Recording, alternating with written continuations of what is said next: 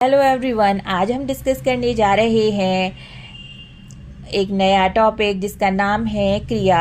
किसी काम के करने या होने का बोध कराने वाले पदों को क्रिया कहते हैं।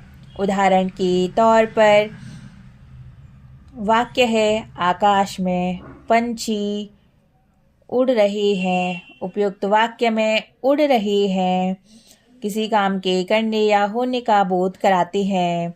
अब हम चर्चा करेंगे धातु के बारे में। क्रिया के मूल रूप को धातु कहते हैं। उदाहरण के तौर पर शब्द हैं लिख, पढ़, खेल आदि। अब हम जानेंगे धातु के रूप के बारे में। धातु के 3 रूप होते हैं, सामान्य धातु, व्युत्पन्न धातु एवं नाम धातु। सबसे पहले हम जानेंगे कि सामान्य धातु किसे कहते हैं। मूल रूप में ना प्रत्यय लगाने से जो रूप बनता है उसे सामान्य धातु कहते हैं। उदाहरण के लिए मूल धातु है पढ़, और अगर हम चर्चा करें इसके सामान्य धातु के बारे में तो पढ़ना सामान्य धातु है। उसी प्रकार लिख मूल धातु है और लिखना सामान्य धातु है। अब हम चर्चा करेंगे व्युत्पन्न धातु के बारे में।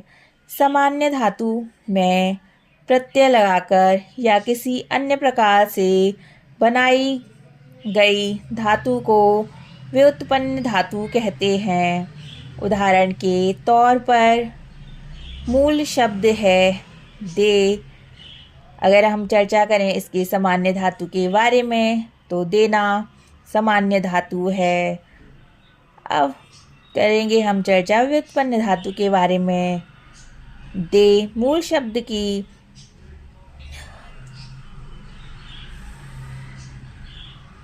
मूल धातु की व्युत्पन्न धातु है दिलाना या दिलवाना।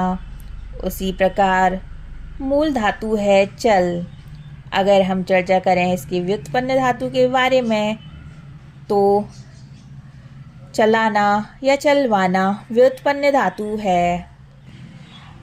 अब हम चर्चा करेंगे नाम धातु के बारे में। संज्ञा, सर्वनाम और विशेषण शब्दों में प्रत्यय लगाकर जो धातु रूप बनाए जाते हैं उन्हें नाम धातु कहते हैं। नाम धातु संज्ञा शब्द, विशेषण शब्द तथा सर्वनाम शब्दों से भी बनाए जाते हैं।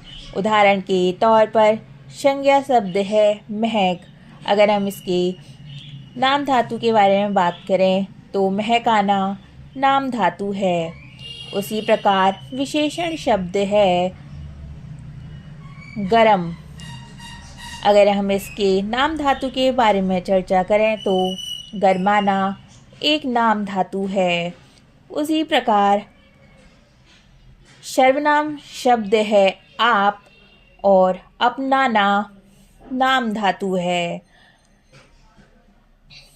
अब हम चर्चा करने जा रहे हैं क्रिया के प्रकार के बारे में। क्रिया मूलतः 2 प्रकार की होती है, अकर्मक क्रिया और सकर्मक क्रिया।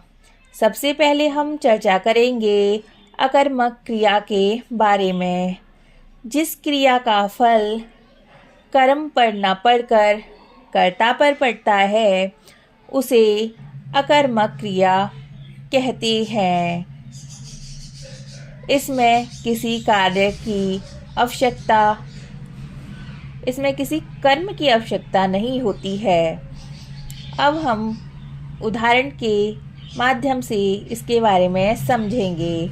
उदाहरण के लिए जहाज उड़ रहा है, रानी भाग रही है इत्यादि शब्दों में उड़ रहा है, भाग रही है क्रिया का कोई कर्म नहीं है तथा इनके व्यवहार और फल दोनों ही कर्ता में है, अतः ये अकर्मक क्रियाएं हैं। अब हम चर्चा करेंगे सकर्मक क्रिया के बारे में। जिन क्रियाओं में कर्म की अपेक्षा रहती है उन्हें सकर्मक क्रिया कहते हैं। उदाहरण के तौर पर वाक्य है लड़के फल खा रहे हैं, बालक निबंध लिख रहा है। उपयुक्त वाक्यों में खा रहे हैं, लिख रहा है क्रियाओं का फल